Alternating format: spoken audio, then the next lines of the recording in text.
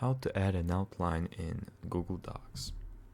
An outline in Google Docs detects and lists headings from your text to organize your document. In the outline, you can also add a summary for your document. You can also show or hide rulers. To add an outline in Google Docs, you want to click View and Show Outline.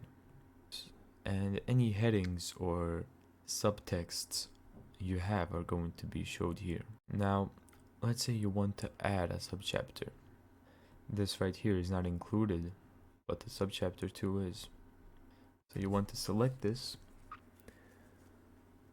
go to normal text, and apply heading 2. Here we can see that subchapter 1 has been added. So let's say you want a subchapter 1. You can go here and enter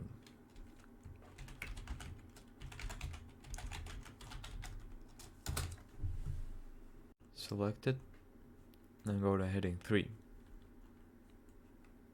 And as you can see, subchapter 1 contains its own subchapter. If you want to remove an outline, simply select Remove from Outline, but it's still going to stay because we haven't actually deleted it from the document. If you want this subchapter 1 to reappear, you can just select it over again, right click, and click Add to Document Outline. And as you can see, it reappeared. And that's how to add an outline in Google Docs.